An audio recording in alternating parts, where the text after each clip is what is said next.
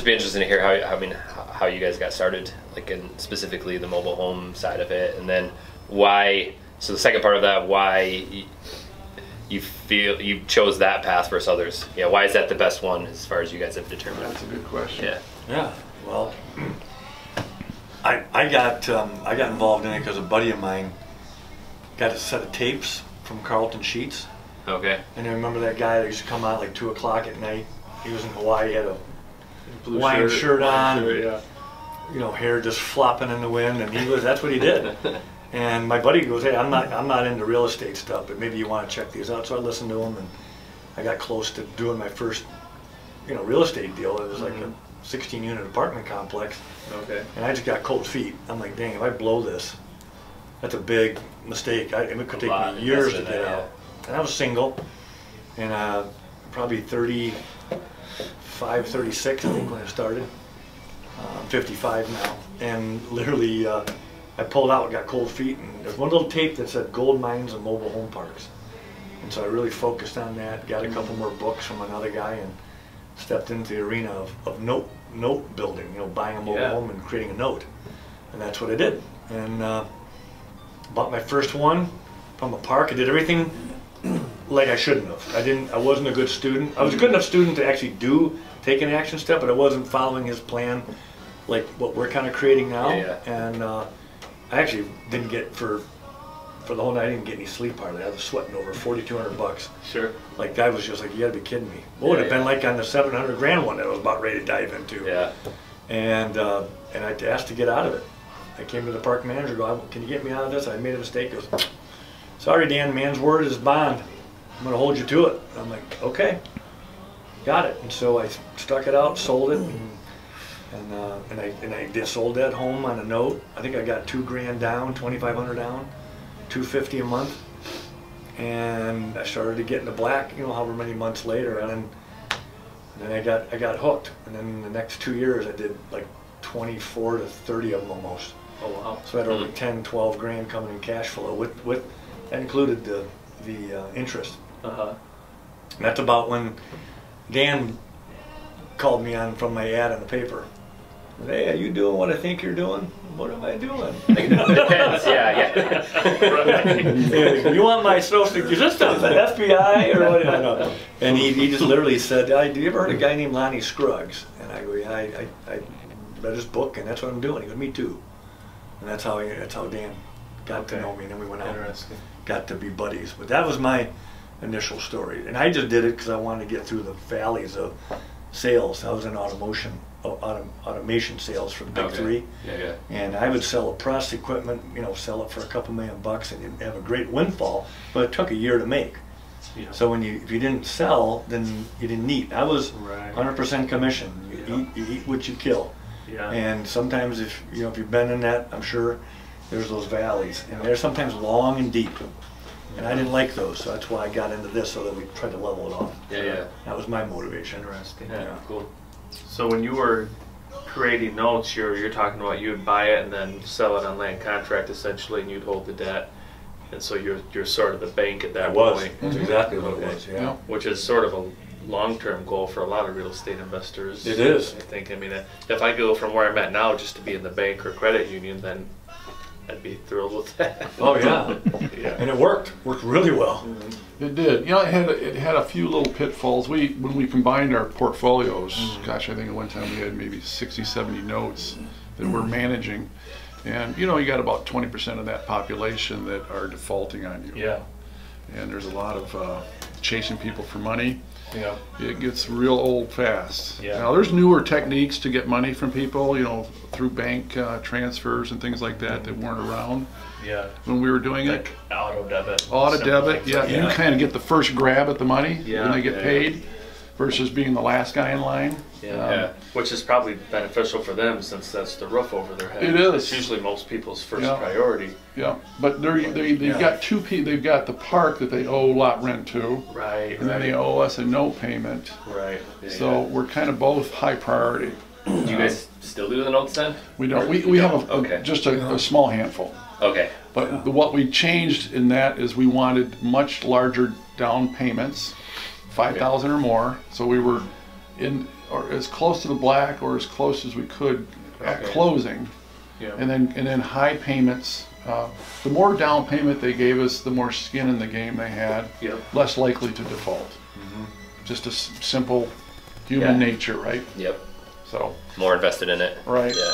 But I kind of learned about this investing in mobile homes the same way Dan did back in '01. I watched a Carlton Sheets or listened to a Carlton Sheets tape. I don't know what chapter it was, but it was flipping mobile homes and carrying paper, and that's what got me sort of interested in doing it, because it was less of an upfront investment. Okay. You do it for a few $1,000s. Right. And versus flipping a home where you had to maybe get lending, spend a lot more money on it to get it rehabbed, Right. and have a lot longer duration from start to finish. Right. So we did some flipping. We did a package flip a few years later. You can address that one, Dan. That was because your other question was, why did you try other types of real estate flipping, and We did. why are you still doing mobile homes? Yeah. Yeah. Yeah, prior, I think during the time when I was getting into mobile homes, I did have a guy show me some double wides on property. And I bought 2 of them and I flipped them.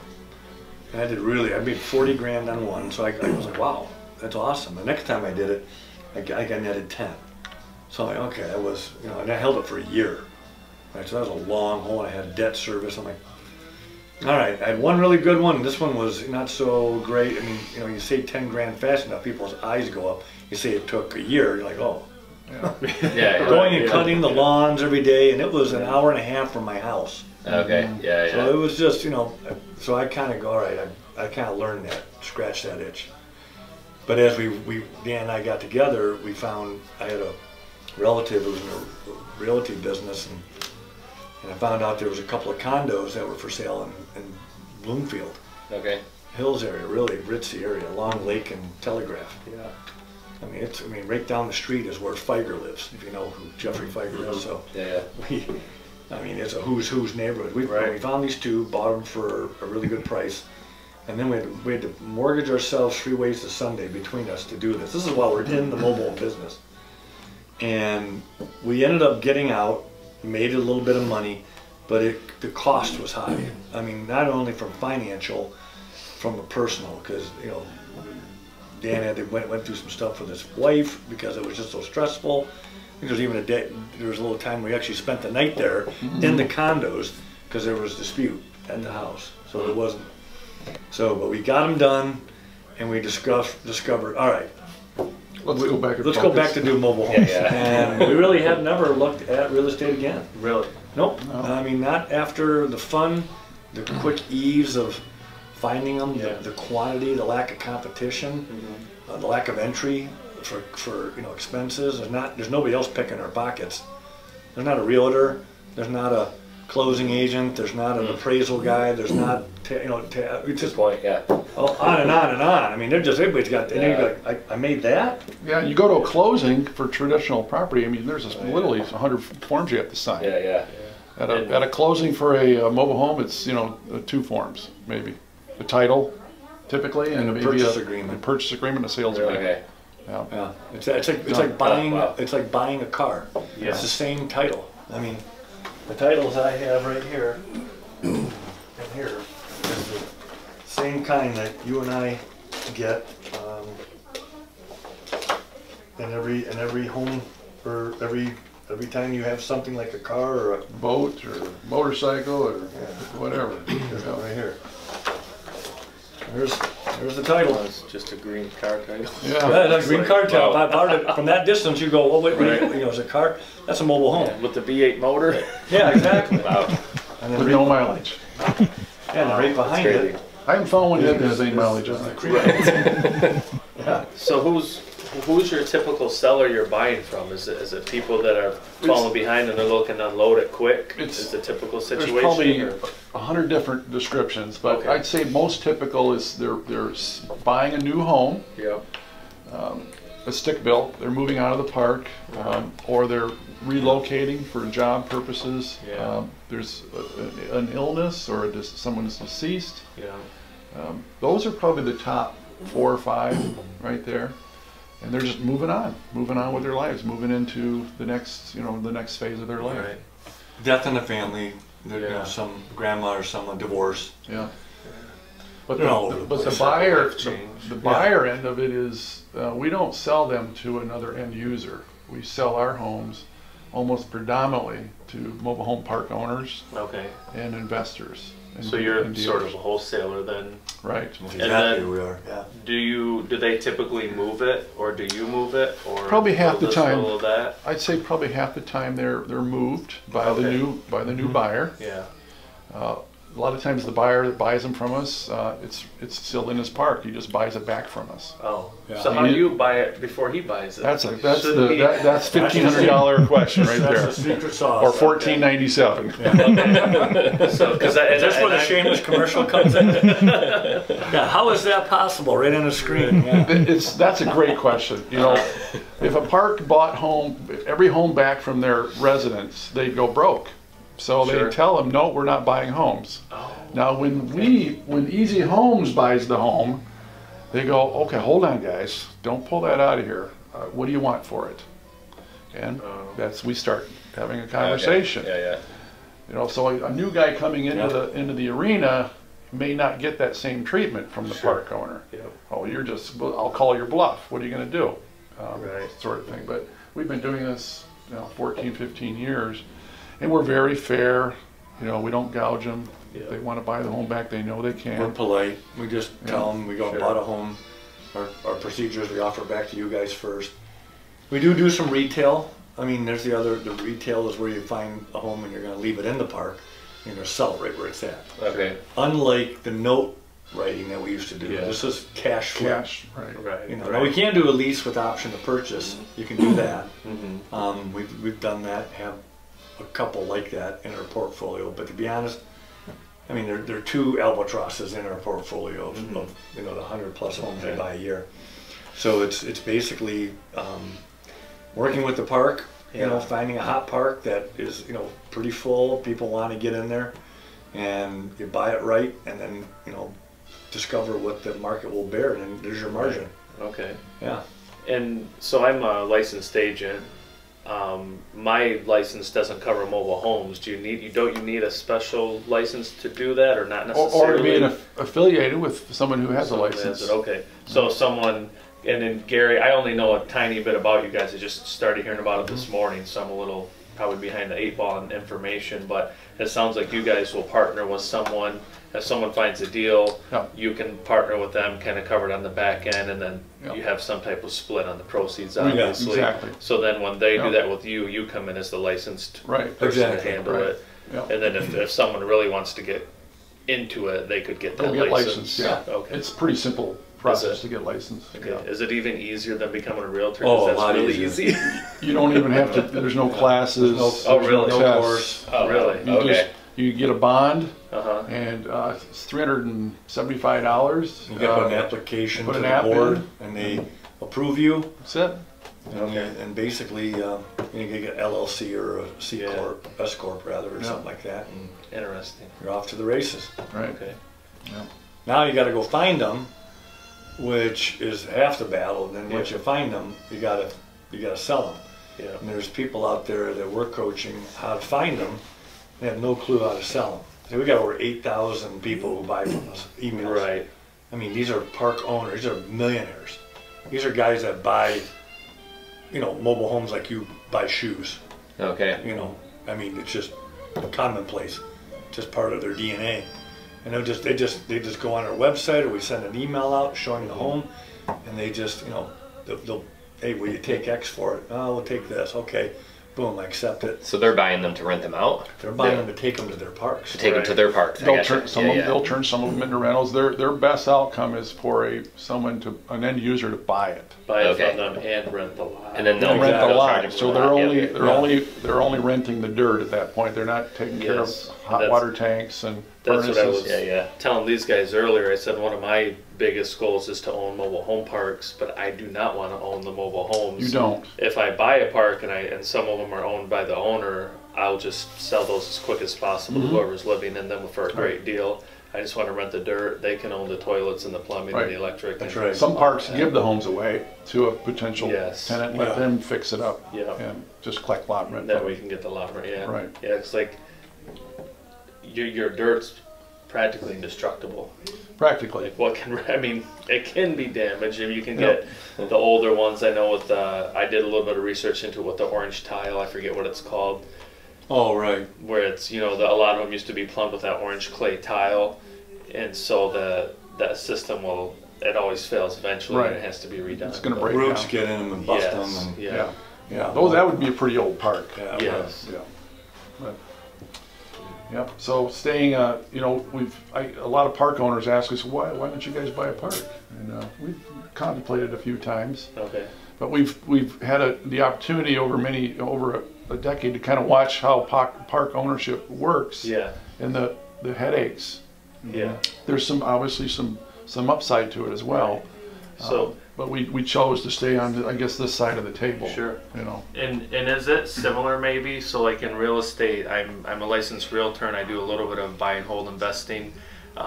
Me and a couple partners have an apartment out in Iowa. It's an 18 unit, probably similar to that 16 unit. And some people say, oh, I want to flip, I don't want to wait for it. Is it kind of similar, like park ownership versus flipping these, where flipping these you get a bigger cash right now, but then that said, that deal's done and you're on to the next. Versus holding it. Versus holding, where the guy holding has those different set of headaches to deal with. It depends on how much cash you have, I guess, on hand to draw from. If you've got too many in the iron or in the fire, and now you've depleted all your cash reserves, that kind of puts you in a tough spot. So cash today is better than future payments. I guess that's the way we kind of look at it. Yeah. And as long as you can keep the pipeline full of new deals coming through, then you've got your cash flow just based on volume of deals, right? Yeah. Okay. And you're cashed out. Right. Yeah. Makes sense. Move down to the next one. Yeah. Yeah, it's a fun business. I mean, interesting. Just this week, just today, before we even got here, Dan sold, I think he sold the one in Flint. Bought it for 10, sold it for 16.5. So that was that outcome. And I accepted an offer on a home that I bought in Texas on private land. I bought it for 10, just sold it for 18. Okay. And I assume you're typically not doing anything to them in the meantime. No. You're not going in and painting or carpeting or... Every once in a while. I got one that's down in Battle Creek that I bought, but I have a really great relationship with the park, and I asked them, you want this home to stay or go? Because and they said, well, we'd prefer it to stay. Okay. And then when I renovated it, cost me $6,000 to renovate with their contractor of choice. Got it done. I bought it for $2,800. I got 8,800, 8,500 into it, and we got it for sale for $19,900. Okay. Yeah. And I'll pay her 10% to help me sell it, but I helped her keep a home in that could have left, and it was updated, so they didn't have to scratch a check. I negotiated no lot rent for 90 days, so nothing's coming out of my pocket for that. And as long as I sell it by the end, she sells it for me by the end of February, I don't have to pay lot rent. She wins, I win, the new person wins. That's nice. The next time it comes around, which there'll be plenty of them, she's going to say, hey, I thought of you. There's a home over here that we're just, it's a pain in the butt for them to do it. Sure. They can They're have not me set do up. Yeah. It's almost like the bank when things went south. Banks weren't set up to hold real estate, No. but all of a sudden everyone was Right. saying, "Here's your keys," because I don't want it anymore, and the bank's going, "I don't want it either. I Right. want payments. That's my business." Yep. Yeah, exactly. Yeah. So So you guys are feeling that problem or solving that problem. Sure. Interesting. Yep. Yeah. Obviously some parks get a little annoyed with us when we buy a home in their park. Yeah. But I think it's more just annoyance, not we don't draw swords and start going to battle. Right, yeah. And they just say, hey, you know, they know that when we sell them a home that's not in their park, they're pulling out of somebody else's park. So they understand that occasionally they're going to lose a home or have a home purchased in their park. So they get it. It's part of the game. It's part of the game. Right. Yeah. And we got licensed, so there's really nothing they can do. It's Right. they've got stipulations in their rules to try to keep the homes in. They call it first right of refusal, and you know we approach it head on. You know, we just tell them, hey, I know. You know, and we've got documents to do exactly what they ask us to do. Years ago, a lot of dealers were trying to fight that and see how to get around it. We found, like, why are we getting around it? Just put it in our agreements and just tell them we're going to do it. Just play And here, along. do you want, you know, we're just telling you, you can, if you want to take us to court, you can, and spend, the only guy that wins is the attorney.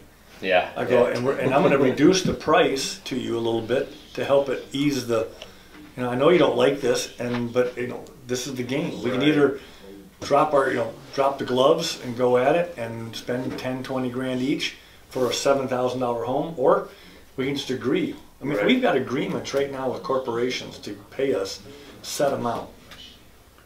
You know, so they just didn't want to get raped. They just want to say, let's just come to an agreement. Yeah. These guys own like 50 parks, by the way. It's a big company. Really?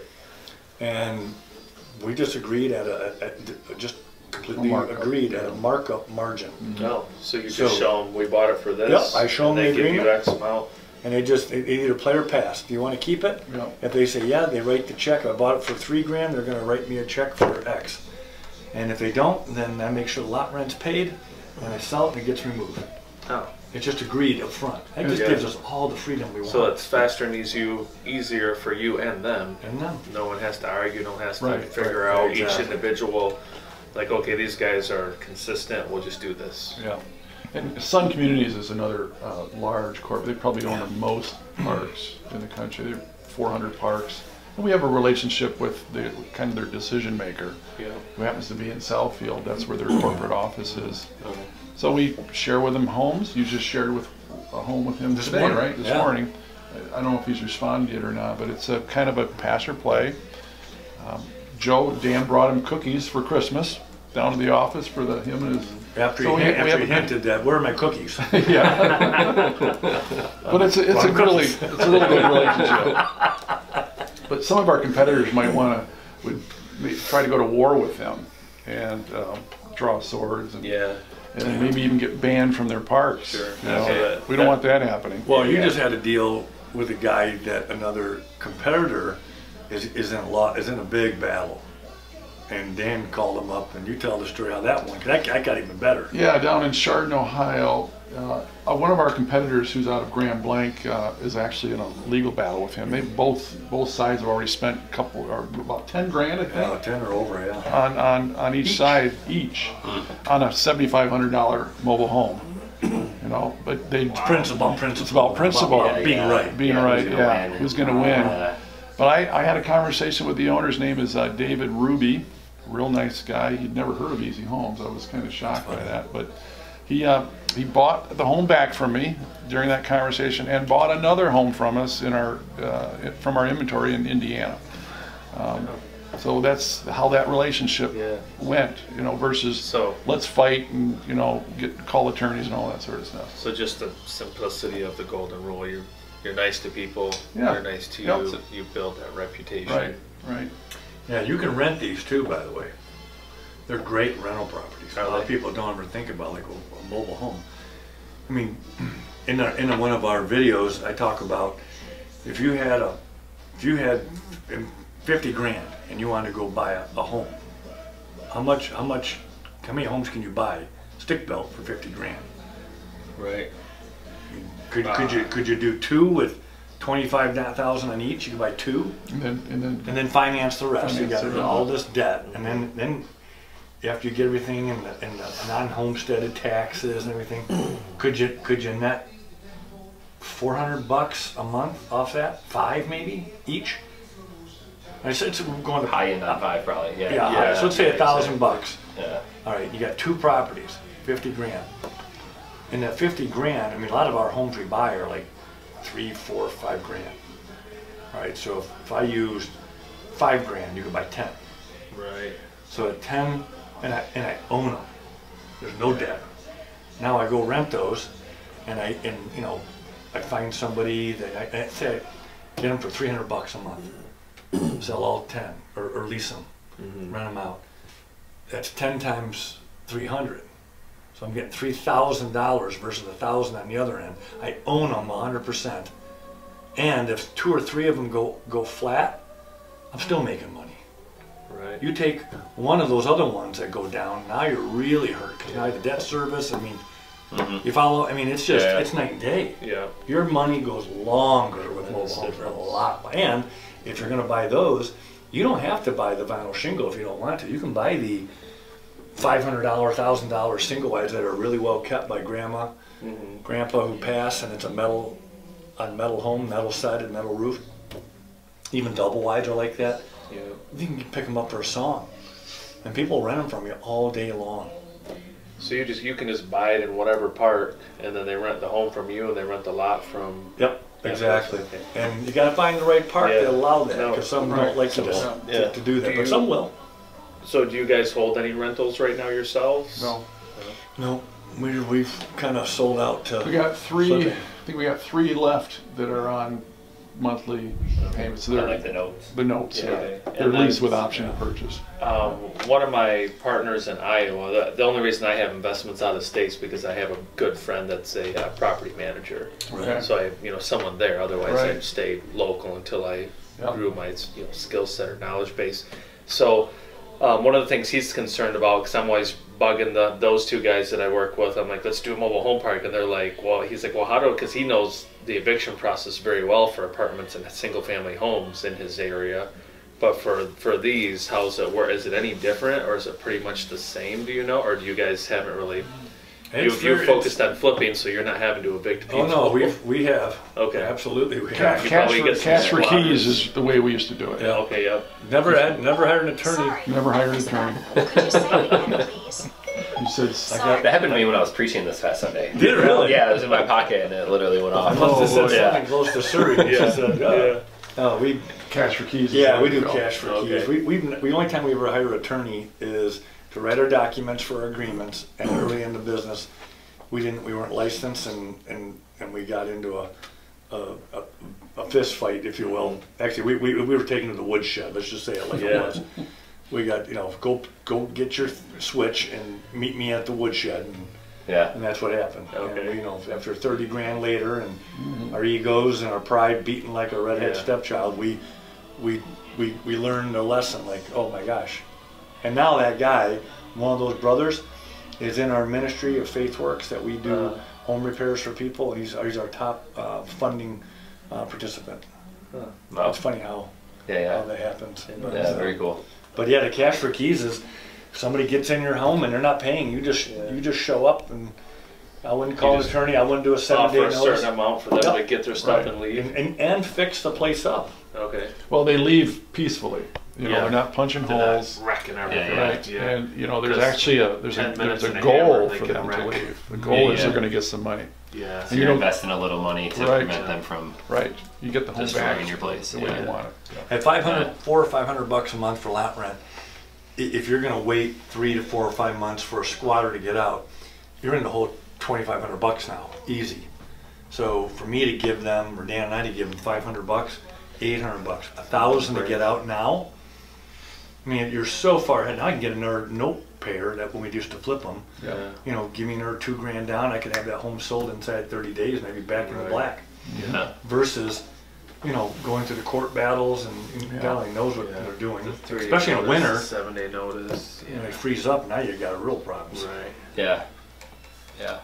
So the students of Easy Home University, or those that connect with you, if I'm hearing you right, if you buy the mobile home, then you guys will list it for sale on your site. So you're literally helping to connect that as well. Absolutely. Which is okay.